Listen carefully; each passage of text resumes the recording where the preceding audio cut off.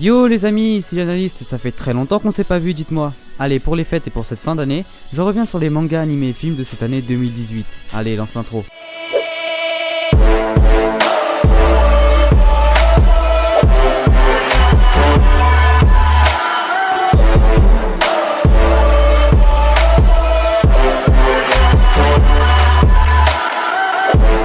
Avant de commencer, les animés, films et mangas, si peu soit-il, que j'ai abordés dans mes vidéos, valent déjà le détour et j'y ai délivré une analyse complète. Je vais donc uniquement aborder les œuvres que je n'ai pas pu présenter.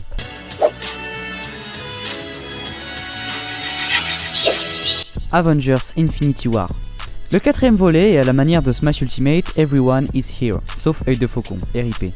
Très intense et rapide, procédé terriblement classique pour prolonger l'intrigue, quand Quill se laisse dépasser par ses sentiments et frappe Thanos alors que le plan de Stark fonctionnait très bien.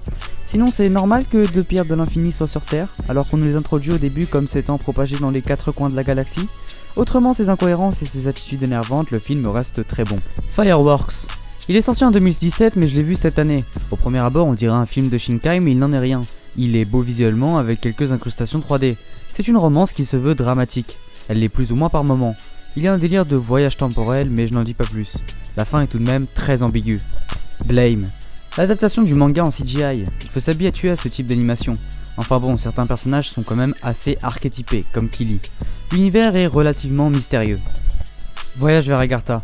Un des films de Shinkai, son premier avec un univers fantaisiste, et son premier avec une animation et des visuels très réussis. C'est un des films où la romance est quasiment absente, chose rare avec Shinkai. L'univers créé peut faire penser à un des films de Miyazaki, tout à fait normal, il s'inspire beaucoup de cet auteur. Certains persos sont archétypés et certaines situations sont prévisibles. Néanmoins, il vaut quand même le détour.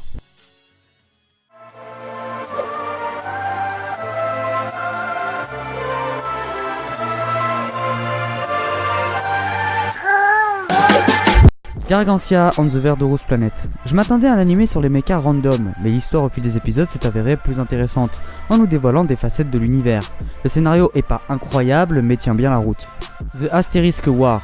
Pour le coup, là, c'est un school life SF avec du fanservice, tout ce qu'il y a de plus classique. Les personnages sont archétypés, enfin bon, pour regarder, faut vraiment le vouloir. Gangsta. Très sombre, très efficace, très naturel dans les paroles, on en oublierait presque l'aspect manga. Les personnages ont des caractères mémorables, que ce soit Nicolas ou Warwick.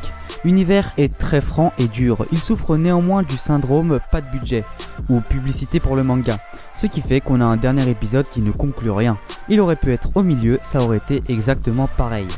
Bitoom. Je m'attendais à du Asao, on y était presque mais il arrive à se démarquer par quelques aspects. Il semble ne pas être dans un monde virtuel. Après, il souffre du même syndrome que Gangsta, à savoir une publicité pour le manga, d'où un dernier épisode qui résout certaines choses mais balance un gros cliffhanger. Cowboy Bebop. Je n'ai pas terminé mais pour l'instant je préfère Samurai Champloo.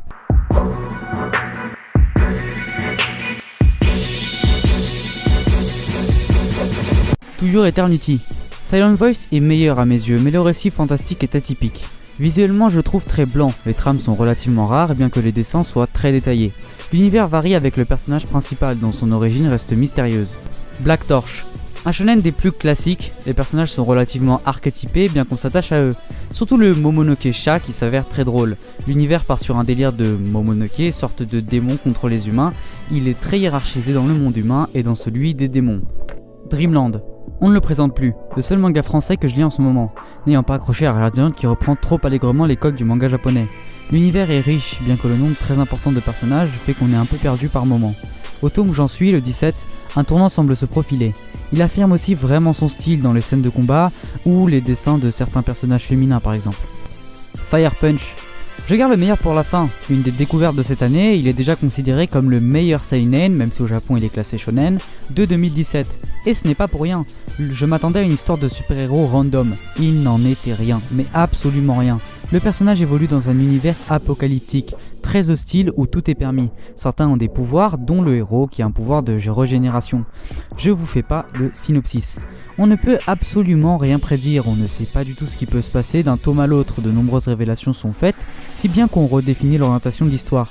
Le début sera de la vengeance, je ne vous spoil pas plus. Il est extrêmement dur dans son univers, mais aussi très drôle à travers certains personnages qui ont un franc-parler très naturel, rare pour un manga, qui permet à nous, lecteurs, de nous y retrouver et d'alléger la situation avec humour.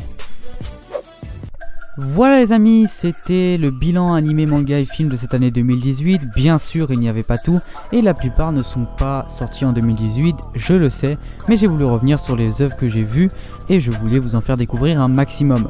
Les œuvres abordées en vidéo, genre Flavors of Youth, ne sont aussi pas à rater, bien évidemment. Bon, je vous dis dans un mois ou deux, merci à tous, c'était moi, c'était l'analyste.